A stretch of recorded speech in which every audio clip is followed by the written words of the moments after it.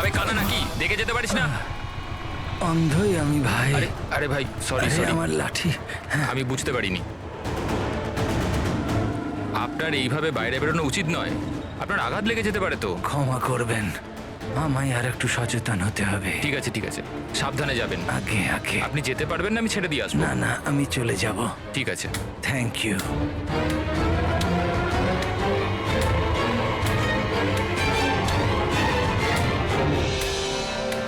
কি হলো রে বাবা, এ ব্যথা করছে কেন?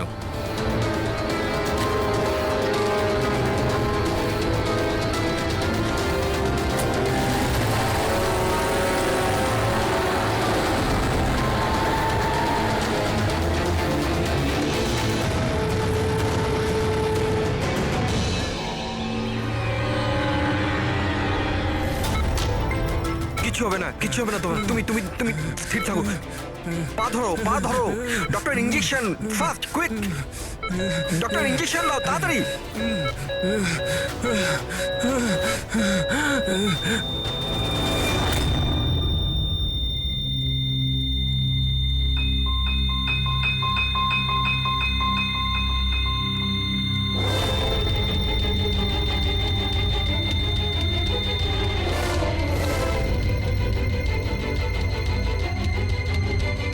ও my god, he is dead. আর এনার মৃত্যু ন্যাচারালও নয়। এবার কি? আমি জানি প্রিয়া, ইটস এ মার্ডার।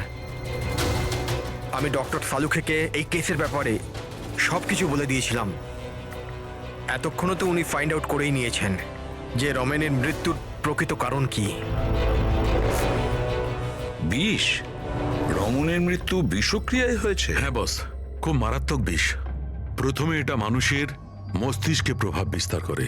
প্রথমে ডিলেরিয়াম, ফটোফোবিয়া, অ্যামিনেশন।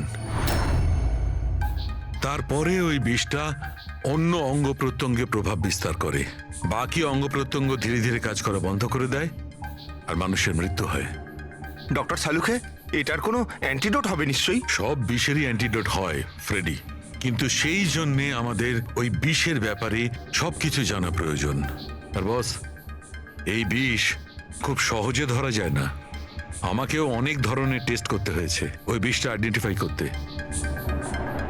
স্যার, বীজ দিয়ে মারা আলাদা কথা, কিন্তু এমন বীজ দেওয়া যাতে এইভাবে ছটফট করতে করতে মরবে, এটা কিরকম চমকে যাওয়ার মতো কথা না স্যার? সে যেই হোক এতটাই ঘৃণা করত রমনকে যে ও ওকে এরকম সাংঘাতিকভাবে মেরে ফেললো। বুঝে উঠতে পারছি না কে হতে পারে, কে হতে পারে। যে কেউ হতে পারে স্যার। স্যার, ওই রমেনের জুয়োর নেশা ছিল। ক্রিকেট, রেসকোর্ট, সাট্টা, সব রকমের জুয়া। আর এইসবের চক্করে ওর 5 কোটি টাকার ধার হয়ে গিয়েছিল। 5 কোটি? 5 কোটি?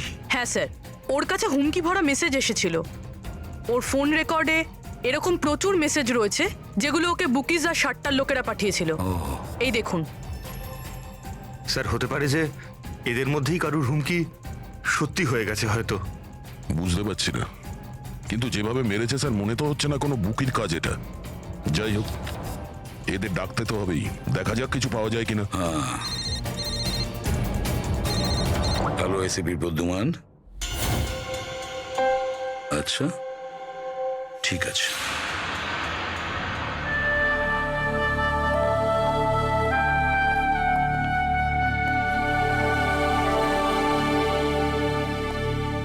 আপনি রমেনের খুড়তুতো ভাই হিতেন। হিতেন, কেউ রমনকে খুন করে দিয়েছে। কি মনে হচ্ছে আপনার, কে করেছে? আমি জানি না স্যার। স্যার, খারাপ কাজের খারাপ পরিণাম একদিন না একদিন তো এটা হতোই। এবার কে করলো, কিভাবে করলো সেটা তো জানি না স্যার, কিন্তু এতজনের সাথে শত্রুতা, এত টাকা ধার, ওদের মধ্যে কেউই হয়তো। স্যার, আচ্ছা, আপনি ছাড়া পরিবারে আর এর কে কে আছে? মা আছে ওর, কিন্তু এখন উনি কোথায় আছেন সেটা আমি জানি না। আচ্ছা ঠিক আছে, আমাদের ইনভেস্টিগেশন এখনো চলছে, তো বডিটা এখন আমাদের কাছেই থাকবে। আপনি আপনার নাম্বারটা ওখানে লিখিয়ে দিয়ে যান, প্রয়োজন পড়লে আপনাকে কল করে নেব। ঠিক আছে স্যার। Thank you.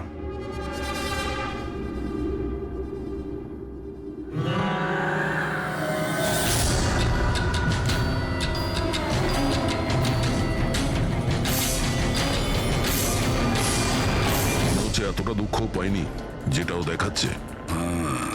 বডি নেওয়ার কোনো তাড়াও নেই, যেতে বলার সঙ্গে সঙ্গে চলেও গেল। কিছু জিজ্ঞাসাও করলো না কবে বডি পাওয়া যাবে। গোলমাল আছে, গোলমাল আছে এই হিতেনের মধ্যে, গোলমাল আছে।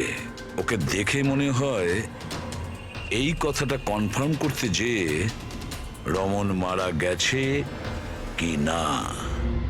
নজর রাখো ওর ওপরে। রমেন, রমেন, বাবা, সাবধানে সাবধানে। রমেন কি হলো বাবা? রমেন, ম্যাম আপনি আমার ছেলে রমেন, রমেনের কি হলো স্যার? কি হলো বাবা? কি হলো? আমি তো তোর অপেক্ষায় ছিলাম যে তুই আসবি আর আমাকে বাড়ি নিয়ে যাবি, কিন্তু তুই এত দূরে চলে গেলি বাবা। আপনি আপনার ছেলে রমনের সাথে থাকতেন না? আগে না স্যার, আপনি স্যার আমার নাম মদন। ভগবান, আমাকে কেন রেখে দিলে? আমাকেও তো নিয়ে নিতে পারতে। মা নিজেকে সামলাও, আর কত কাঁদবে এই মূর্খটার জন্যে? ও নিজের কর্মের ফল পেয়েছে। না বাবা, এরম বলো না। ও যেমনই ছিল, ছেলে তো ছিল আমার। কেন, কি এমন করেছিল ও ওনার সাথে? উনি ওনাকে বাড়ির বাইরে বার করে দিয়েছিলেন, রাস্তায় একা একা ছেড়ে দিয়েছিলেন। কি কারণে? বলেছিল মা অনেক দিনা হয়ে গেছে, বাড়ি বিক্রি করতে হবে, আর আমার খরচ চালানোর মতনও ক্ষমতা ছিল না, এই জন্য আমাকে ছেড়ে দিয়েছিল। আর তারপর কি করতাম স্যার, ঠিক করে দেখতেও পাই না, কোথায় যেতাম আমি? ওই জন্য পড়ে রইলাম ফুটপাতে, ক্ষুধার্ত, তৃষ্ণার্ত, সহায়হীন হয়ে। হয়তো ভগবানের দয়া হয়ে গেছিল, তাই সে দেবদূত পাঠিয়ে দিয়েছিল। তার চেহারা তো দেখতে পাইনি আমি, কিন্তু সে আমায় তার সাথে যেতে বলেছিল, আর আমি তার সাথে চলে গেলাম। একটা ভালো মানুষ আমাকে এর কাছে নিয়ে গেছিল। স্যার, অ্যাকচুয়ালি আমার একটা সংস্থা আছে, সংহতি বৃদ্ধাশ্রম। আমরা ওখানে চেষ্টা করি যে এই ধরনের বয়স্কদের বাড়ির মতো ভালোবাসার সম্মান দেওয়া যায়। ওনাকে আমি বৃদ্ধাশ্রমের গেটে পেয়েছিলাম একটা চিঠি হাতে, যাতে লেখা ছিল ওনার যত্ন নেওয়ার কথা। আর ওই দিন থেকেই সংহতি বৃদ্ধাশ্রম ওনার বাড়ি হয়ে গেছে। আজ সকালে ল্যান্ডলাইনে ফোন এলো যে ওনার ছেলের মৃত্যু হয়ে গেছে। ব্যাস, উনি তখন থেকেই কাঁদছেন। আসলে মা তো। আমি আপনাদের কাছে অনুরোধ করছি, এর হত্যাকারীকে ছাড়বেন না স্যার, অবশ্যই শাস্তি দেবেন স্যার, অবশ্যই শাস্তি দেবেন। দেখুন ম্যাম, আমি আপনাকে কথা দিচ্ছি, আমরা রমনের খুনিকে ছাড়বো না, তাকে কঠোর থেকে কঠোরতম শাস্তি দেব। আপনি প্লিজ এ ব্যাপারে ভাববেন না। আপনি নিজেকে সামলে নিন। মদন, তুমি ওনার খেয়াল রেখো। আরো একটা কথা, কোনো কিছুর দরকার যদি আপনাদের পড়ে, তাহলে নিশ্চয়ই আমাদের জানাবেন। দারুণ ব্যাপার। সারিকা, হসপিটালের ডক্টরের রিপোর্ট অনুসারে এর হাঁটুতে যে চিহ্নটা পাওয়া গেছে, এটা হয় কোনো অ্যালার্জির, আর নয়তো কোনো বিষাক্ত ধরনের পোকামাকড়ের দংশনের চিহ্ন।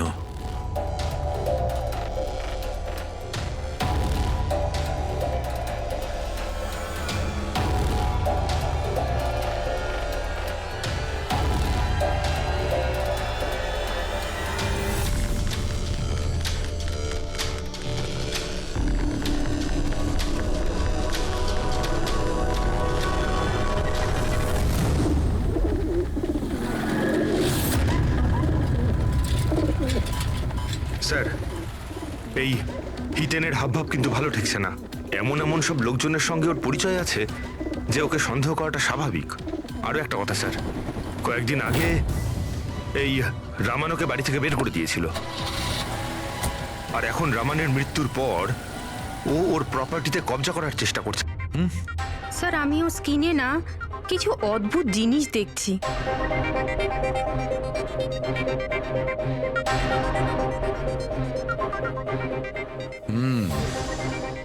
সারিকা, এই যে অদ্ভুত জিনিসটা দেখতে পাওয়া যাচ্ছে, আসলে এটা প্যারাফিন। প্যারাফিন? আরে তার মানে ওই বিষটা ওর থাইতে ইনজেক্ট করা হয়েছিল? করা হয়েছে, ওই বিষটা এর থাইতেই ইনজেক্ট করা হয়েছে। তাহলে এই মোম কোথা থেকে এলো? মোম কোথা থেকে এলো? সারিকা, এইখান দিয়ে খুনি বিষ ইনজেক্ট করেছে। আসলে এই বিষটা মোম দিয়ে, প্যারাফিন দিয়ে কোটেড ছিল। এই জন্যে এর চামড়াতেও আর এর রক্ততেও প্যারাফিন পাওয়া গেছে। কারণ খুনি চায়নি যে এই বিষটাও শরীরে গিয়ে খুব শিগগিরই কাজ শুরু করুক, সেই জন্য ও এটাকে কোট করে দিয়েছে। আর এই যে বিষটা এসকামাইন, এটা একটা বায়ো পয়জন, জৈবিক বিষ। খুনি সেটা মোম দিয়ে কোট করেছে, এর শরীরে ইনজেক্ট করেছে, আর তারপর মোমটা এর শরীরের উত্তাপে গলতে শুরু করে দিয়েছে, আর বিষটা এর শরীরের মধ্যে গিয়ে নিজের কাজ শুরু করে দিয়েছে। তার মানে এই বিষটা কোনো লিকুইড ফর্মে নয়, বরং প্যালেট মানে ছোট গুলির আকারে এর শরীরে প্রবেশ করানো হয়েছিল। এক্স্যাক্টলি।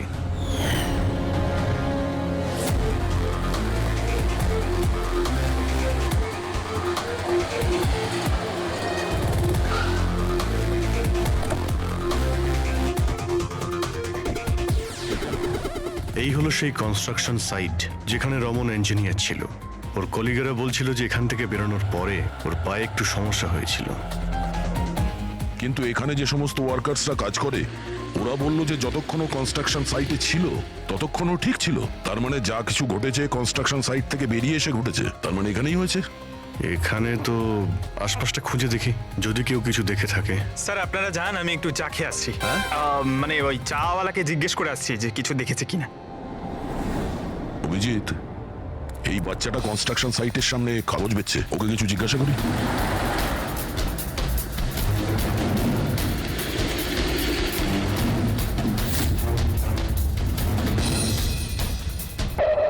কি নাম বাবা তোমার? চুটকি। ছুটকি। আচ্ছা তুমি এটা দেখো তো, এটা এই ছবিটা ভালো করে দেখো, দেখো তো তুমি একে চিনতে পারছো কিনা। হ্যাঁ, এই লোকটা তো আমার কাছ থেকে খবর কাগজ কিন্তু 3 দিন ধরে আসছে না। তাহলে 3 দিন আগে তুমি এই আঙ্কেলকে এখানে দেখেছিলে? হ্যাঁ, একটা লোকের সঙ্গে ধাক্কা খেয়েছিল, ওনার চোটও লেগেছিল। ওই লোকটা কেমন অদ্ভুত ছিল। অদ্ভুত? অদ্ভুত মানে?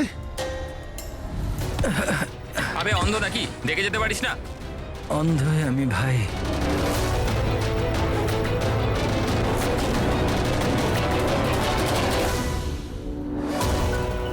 এ কি হলো ভাই, এত ব্যথা হচ্ছে কেন?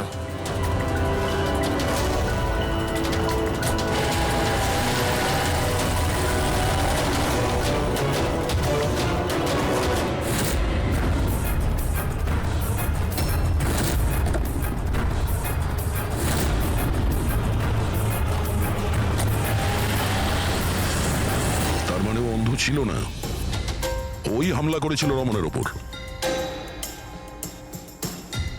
আচ্ছা এটা বলো তো যে ওই আঙ্কেলকে তুমি চিনতে পারবে?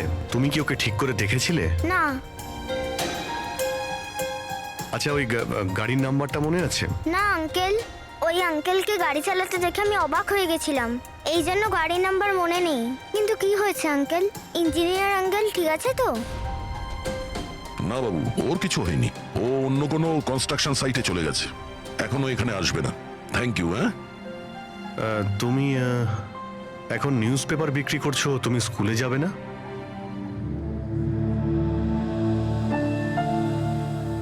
কি ব্যাপার? হ্যাঁ, স্কুল তো যাওয়া উচিত। আর তুমি তো খুবই ইন্টেলিজেন্ট মেয়ে, অ্যাকচুয়ালি প্রত্যেক বাচ্চারই স্কুলে যাওয়া উচিত, আর তোমারও যাওয়া উচিত। কিন্তু স্কুল যাওয়ার জন্য অনেক টাকা দরকার না আঙ্কেল?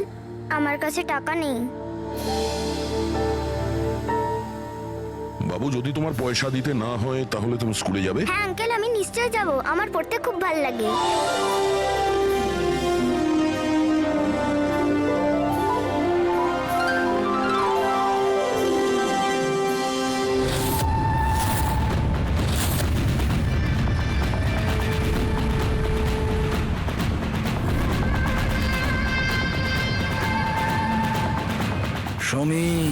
এবার তোমার পালা। হ্যাঁ বলো। ভাই তুমি একবারে বুঝতে পারো না নাকি? দেখো আমি তোমায় আগেই বলেছি, তুমি যা খুশি করো, আমি ওই ফালতু জায়গার জন্য একটা টাকাও খরচ করব না।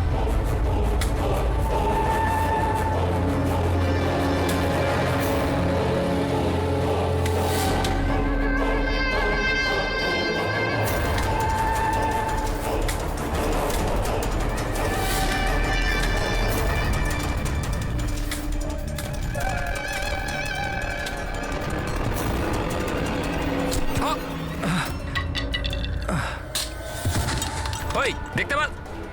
আমার আমার লাঠি। Sorry sorry sorry sorry sorry I am sorry আমার এই তো লাঠি। I am sorry, extremely sorry. আপনার কোথাও লাগেনি তো? আপনি ঠিক আছেন তো? আমি আপনাকে কোথাও ছেড়ে দিই? না না, আমি ঠিক আছি, আমি চলে যাব। আপনি আপনি ঠিক আছেন তো? হ্যাঁ আমি আমি আমি আমি ঠিক আছি। আপনি সাবধানে যাবেন। হ্যাঁ ঠিক আছে, আপনি সাবধানে যাবেন। ওকে, থ্যাংক ইউ।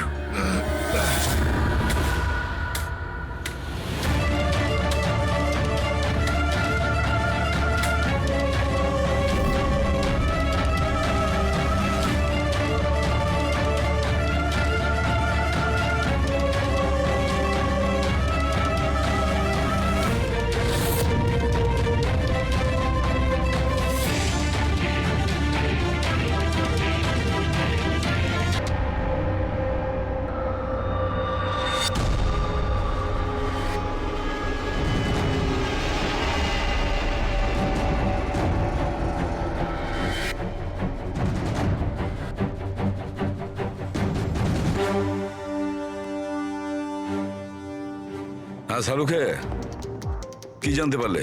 বস, এই লোকটাকে যে বিষটা দেওয়া হয়েছে সেটাও কোনো গাছ থেকেই তৈরি করা হয়েছে। কি এটাও কোনো গাছ থেকে? হ্যাঁ বস, কিন্তু এটা কি ধরনের বিষ সেটা সারিকা এক্ষুনি জেনে যাবে। এই বিষটার নাম রিকিউনিস কমিউনিস, আর এই বিষটা আগের বিষটার থেকেও অনেক বেশি বিষাক্ত আর ভয়ঙ্কর। রিকিনেস, এটা কোনো গাছের নাম নাকি? হ্যাঁ ফ্রেডি, এটা একটা গাছের নাম। আর বস, এটা কোনো সাধারণ গাছ নয়, সহজে পাওয়া যায় না। আর খুনি যে কেউ হোক, বস ওর গাছপালা সম্পর্কে খুব ভালো জ্ঞান আছে। হ্যাঁ হ্যাঁ, সেটাই তো হওয়ার কথা এই গাছের ব্যাপারে। তাই তো। কিন্তু স্যার, এই খুনটার কারণ কি হতে পারে? আমরা তো রামানের খুনের কারণ জানি না, সমীরেরও না, আর দূর দূর পর্যন্ত এদের নিজেদের মধ্যে কোনো সম্পর্কও ছিল না। স্যার, সমীর আর রমনের মধ্যে একটা জিনিস তো খুবই কমন। কি? মাই গড, তাহলে এটাই সেই সূত্র যেটা সমীর আর রমনকে যুক্ত করে? তাহলে কি দুজনে একই ভুল করেছে? হ্যাঁ স্যার, রমনের মতো সমীরও তার বুড়ো ক্যান্সার আক্রান্ত বাবাকে বাড়ি থেকে বের করে দিয়েছিল। ওদের ব্যাপারে জিজ্ঞাসাবাদ করতে গিয়ে আমাদের এমন একজনের সঙ্গে আলাপ হয়, যিনি সমীরের বাবাকে খুঁজতে সাহায্য করলেন আর এই কেসটার একটা দিকও খুলে দিলেন। সে কে? স্যার, ইনি doctor Dinesh, hello sir. Cancer সেন্টারের এইচওটি। সমীরের বাবার চিকিৎসা উনিই করছিলেন। ডক্টর দীনেশ, একটা কথা আমাকে বোঝান। সমীর যখন তার বাবাকে বাড়ি থেকে বের করে দেয়, তাহলে সমীরের বাবা, মানে বলতে চাইছি সমীরের বাবা আপনার ওখানে কিভাবে পৌঁছলো ক্যান্সার সেন্টারে? কেউ ওনাকে হাসপাতাল পৌঁছে দিয়েছিলেন। আমি হাসপাতাল পৌঁছেছিলাম যখন আমি ওনাকে দেখলাম একটা চেয়ারে বসে কিছু বিড়বিড় করছিলেন, হাতে একটা খাম ছিল। আমি জিজ্ঞেস করলাম, আপনি কে? কিন্তু উনি কিছু মনে করতে পারলেন না। আমি ওনার হাত থেকে খামটা নিলাম। টাকা ছাড়াও একটা চিঠিও ছিল, তাতে লেখা ছিল উনি ক্যান্সারের পেশেন্ট, আর আমরা যাতে ওনাকে এখানে ভর্তি করিয়ে চিকিৎসা শুরু করি। অ্যাডমিশনের জন্য যে টাকাটা লাগবে সেটা খামের মধ্যে আছে, আর চিকিৎসার যা খরচ সেটা হাসপাতালের অ্যাকাউন্টে ট্রান্সফার হয়ে যাবে। ওনার বয়স আর অবস্থা দেখে আমি ওনাকে অ্যাডমিট তো করে নিলাম, কিন্তু আমি চিন্তায় ছিলাম যদি টাকাটা না পাওয়া যায়। কিন্তু ভগবানের অনেক কৃপা, পরের দিনই চিকিৎসার সমস্ত টাকা, 10 লাখ টাকা হাসপাতালের অ্যাকাউন্টে ট্রান্সফার হয়ে গেছিল। 10 লাখ টাকা? কে কি ট্রান্সফার করেছে? স্যার 100% খুনি করেছে। স্যার, ব্যাংক ডিটেলস থেকে জানতে পারবো? জানতে পারা গেছে অ্যাকচুয়ালি টাকাটা সমীরের ওয়াইফ রত্না দিয়েছিল। এইসব আমার ভুল স্যার। আমার জন্য সমীরের প্রাণ চলে গেল। আমি ওকে বলেছিলাম বাবার দেখাশোনার জন্য খুব প্রবলেম হচ্ছিল, আর সব সম্পত্তি আর সব আমাদের নামে হয়ে গিয়েছিল। তাই আমি সমীরকে বলে বাবাকে বাড়ি থেকে বের করে দিয়েছি। লজ্জা হয় না তোমার? সমীরের বাবা তোমারও বাবার মতনই, তাকেই বাড়ি থেকে বের করে দিলে। তাহলে এসব করার পরেও ওনার ট্রিটমেন্টের জন্য 10 লাখ টাকা কেন দিলেন? আমাকে কেউ হুমকি দিয়েছিল স্যার, যে বাবার চিকিৎসার জন্য 10 লাখ টাকা না দিলে ও সমীরকে আর আমাকে মেরে দেবে। স্যার, আমি ওনাদের 10 লাখ টাকা দিয়ে দিয়েছি, তাও ওরা সমীরকে মেরে ফেললো। আর আর এখনো বলেছে যে প্রতি মাসে বাবার চিকিৎসার জন্য 50,000 টাকা না দিলে ও আমাকেও মেরে ফেলবে। কারোর উপর সন্দেহ আছে তোমার? না। ওর ব্যাপারে কিছু মনে আছে? ওর গলার স্বর, কথা বলার ধরন? কিচ্ছু মনে নেই স্যার, প্লিজ আমাকে বাঁচিয়ে নিন স্যার। আমি মরতে চাই না স্যার, আমি বাবাকে বাড়ি নিয়ে আসবো। আমি এখন থেকে ওনার সব সময় দেখাশুনো করব, ওনার কোনো কষ্ট হবে না স্যার। প্লিজ আমাকে ভয় বাঁচিয়ে পাবেন নিন না, স্যার, প্লিজ। আপনার কিচ্ছু হতে দেব না, কেমন? পুরবিয়া, কাজ করো, যে নাম্বার থেকে ওকে হুমকি দেওয়া হতো সে নাম্বারটা নাও আর দেখো কোথাকার। আপনি যান। চলুন।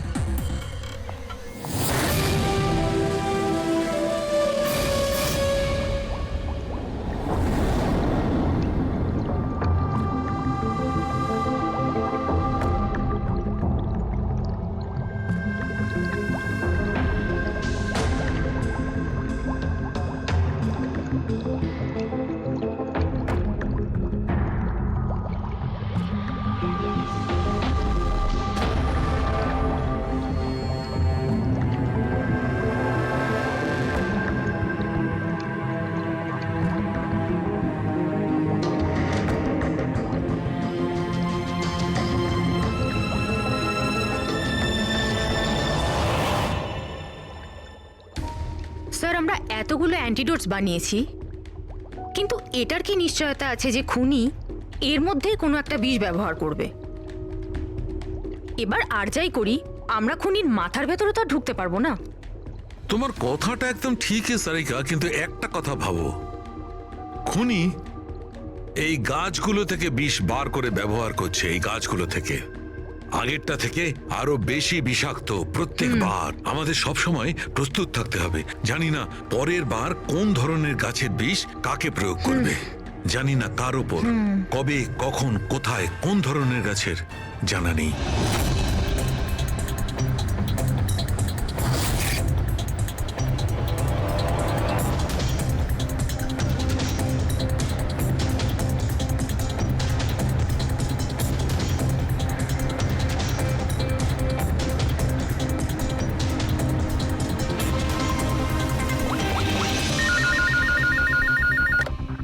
হ্যালো।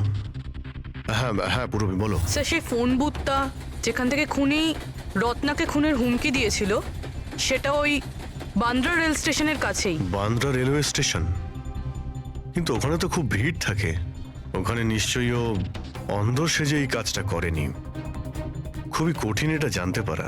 স্যার, কেউ কিছু জানে না সেটা ঠিক, কিন্তু একটা বিশেষ ব্যাপার হলো সেটা এই ফোনগুলো সকাল 11টা থেকে 12টার মধ্যে করা হয়েছে।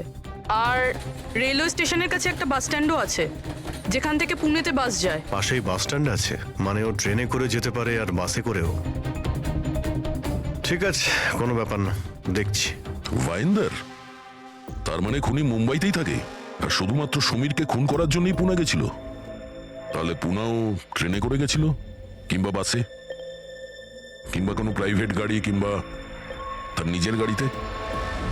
সেটাই তো স্যার, খুনি এটা জানতো যে আমরা রত্নার কাছে পৌঁছবই, আর এই কলের ব্যাপারটাও আমরা জেনে যাব।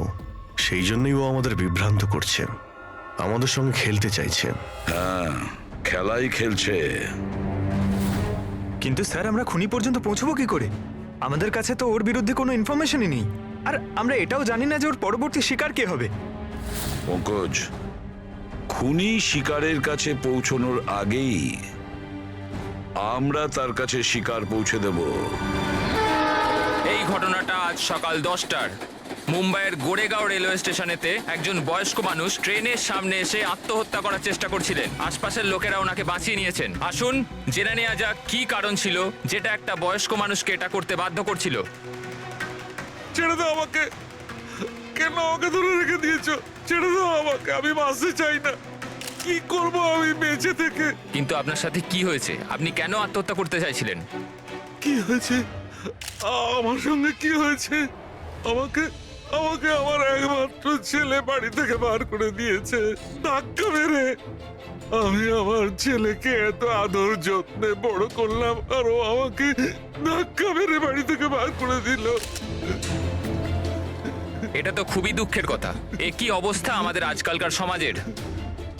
আপনার ছেলে কি করেন? কি কাজ করে? স্কুলে যায়। টিচার বুঝি? না,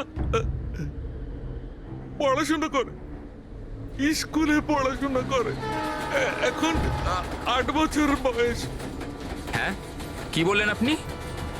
কি বললাম আমি? আপনার ছেলের কত বয়স হলো? কত বছর বয়স?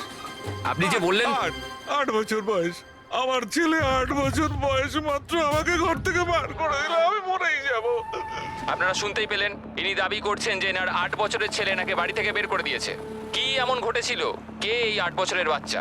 রেল লাইনে মাথা দিচ্ছিলেন যে বয়স্ক মানুষ, তার 8 বছরের ছেলের খোঁজ আমরা পেয়ে গেছি। আসলে তিনি একজন 33 বছরের সফটওয়্যার ইঞ্জিনিয়ার। বয়স্ক মানুষটির মস্তিষ্কে সমস্যা থাকার জন্য উনি এখনো ছেলেকে 8 বছরেরই ভাবেন। ওনার ছেলে আমেরিকায় থাকেন, আর সে ওনাকে বাড়ির বাইরে বার করে দিয়েছেন। আর তারপরে বয়স্ক মানুষটি আত্মহত্যা করার চেষ্টা করেন। আসুন আসুন ওনার ছেলেকে জিজ্ঞেস করি উনি এটা কেন করলেন। Sir, 1 minute. স্যার, একটা প্রশ্ন ছিল। স্যার, এটা কি সত্যি খবর যে আপনি আপনার বাবাকে বাড়ি থেকে বার করে দিয়েছিলেন? হ্যাঁ, এটা সত্যি। স্যার আপনি এটা কেন করলেন? আপনার কি এটা একদম খারাপ লাগলো না? হ্যাঁ, বার করেছি আমি, আর খারাপও লাগেনি। আপনি চেনেন ওনাকে? আপনি কখনো সহ্য করেছেন? ওনার অ্যালজাইমার আছে, ওনাকে সামলাতে সামলাতে পাগল হয়ে যাচ্ছি আমি। আমার একটা নিজস্ব জীবন আছে, আমার ওয়াইফ আছে, বাচ্চা আছে। কি করব আমি? আরে কতদিন ধরে টাকা খরচা করে ওনার ট্রিটমেন্ট করাবো আমি, আর কিচ্ছু নেই আমার কাছে। কি করে ট্রিটমেন্ট করাবো ওনার আমি? আরে আমাদের পেছন ছাড়ো তুমি, এখান থেকে দূরে কোথাও চলে যাও। বিরক্ত হয়ে গেছে আমি তোমার থেকে। এই নাটক দেখার জন্য এখানে দাঁড় করিয়ে রেখেছো। এবার আনন্দ পেয়েছো তো? চলে যাও এখান থেকে। Sir sir sir sir sir sir, আপনিও তো কখনো ছোট ছিলেন। ইনি আপনাকে পড়াশোনা শিখিয়ে বড় করলেন, আপনাকে মানুষ করলেন, আর আপনি ওনাকে বাড়ির বাইরে বার করে দিলেন। ভালোবাসা উদলে পড়ছে? হ্যাঁ, যা যা তুলে নিয়ে যা। মাথা খারাপ করো না আমার। তোমার যা করা ছিল তুমি করে নিয়েছো এখানে ডেকে আমাকে। শান্তি পেয়েছো তো? টাকা কামিয়েছো? যাও এখান থেকে। তাহলে দেখলেন আপনারা কিভাবে একজন ছেলে তার বাবাকে বাড়ির বাইরে বার করে দিলেন। এবার এই বয়স্ক মানুষটি কোথায় যাবেন? কার ভরসায় বাঁচবেন? ইনি এনার সারা জীবনের পুঁজি ছেলের ওপর খরচ করেছেন, আর সেই ছেলেই আজকে এনাকে বাড়ির বাইরে বার করে দিয়েছে।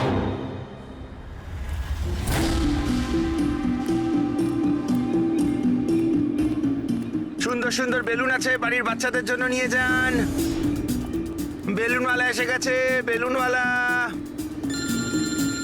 এই যে ম্যাডাম, বেলুন বেলুন নিয়ে নিন, নিয়ে যান। হ্যালো, বেলুন বলবেন, বেলুনওয়ালা। বেলুন বেলুন নিয়ে যান, বেলুন। বেলুন নেবে নাকি বাবা? বেলুন নিয়ে যাও। নেবে বেলুন? বেলুন বেলুনওয়ালা, বেলুন বেলুন নিয়ে যান।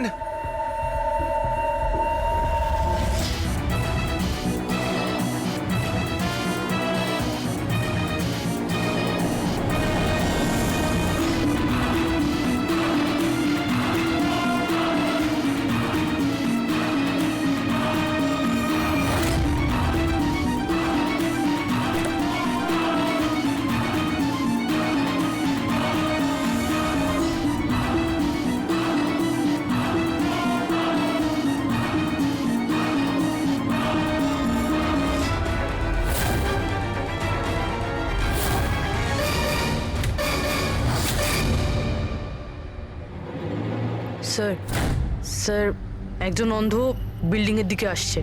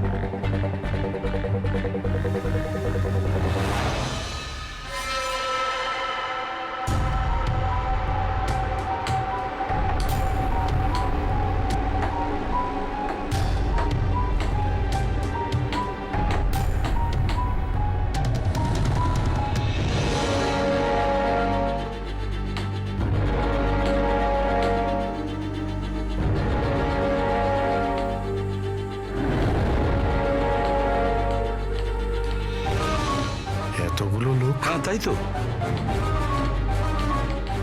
স্যার এতজন অন্ধ একসাথে? আমরা তো একজন ভেবেছিলাম, এখানে তো 8-10 জন বেরিয়ে গেছে। মনে হচ্ছে এটা ওদের চাল। আপনারা যাবেন কোথায়? এক মিনিট সবাই একসঙ্গে এখানে কি করে এলেন? আরে কি করছেন এখানে আপনারা? আরে সবাই একসঙ্গে, কি হয়েছেটা কি? হ্যাঁ কি হয়েছে? এখানে চোখের ফ্রি চেক আপের ব্যবস্থা করা হয়েছে। সম্পদ বলল, মানে ওই আমাদের এখানে ডেকে এনেছে। দেখুন এখানে কোনো ক্যাম্প হচ্ছে না, আর আপনাদের এই খবরটা কে দিয়েছে বলুন তো? ওই তো ডেকেছিল আমাদের এখানে।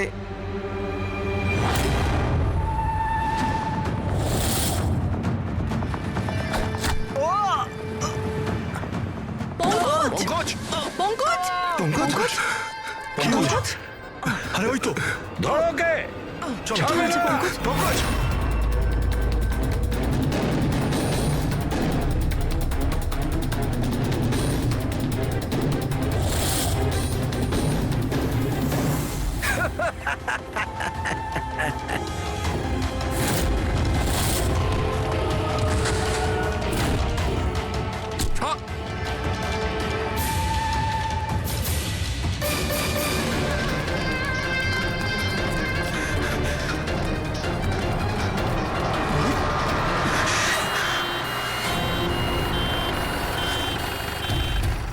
এসো এসো, তাড়াতাড়ি এসো। পঙ্কজ তোর কিচ্ছু হবে না। কিচ্ছু হবে না। পঙ্কজ একে অ্যাম্বুলেন্সে নিয়ে যাও।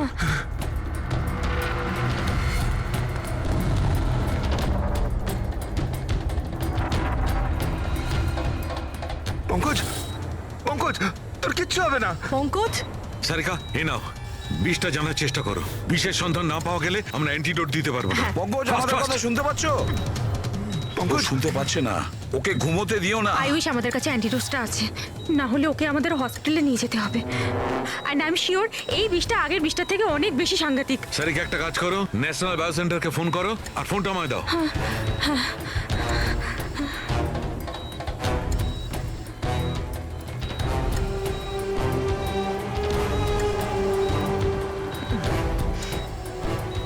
Pankaj, don't worry, Pankaj.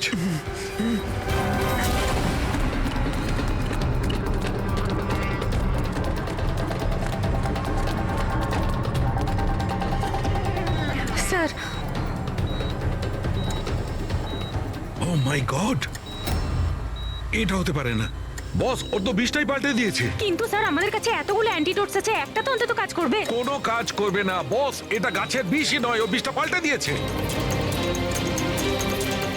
এবার কি হবে সালুকে? কিছু একটা করো। পঙ্কজ পঙ্কজ কি ব্রিদিং, সব ঠিক হয়ে যাবে। হ্যাঁ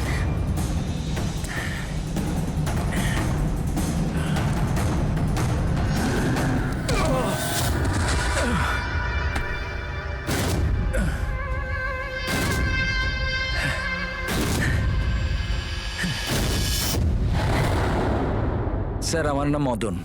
এসব তুমি করেছো? কেন আমার পেছনে পড়ে আছো? আমি যেটা করেছি ঠিক করেছি। তুমি বলছো এগুলো করে ঠিক করেছো? আমি শুধু খারাপ লোকেদের শাস্তি দিয়েছি, যারা নিজেদের বাবা মায়ের খেয়াল রাখে না, তাদের বেঁচে থাকার কোনো অধিকার নেই।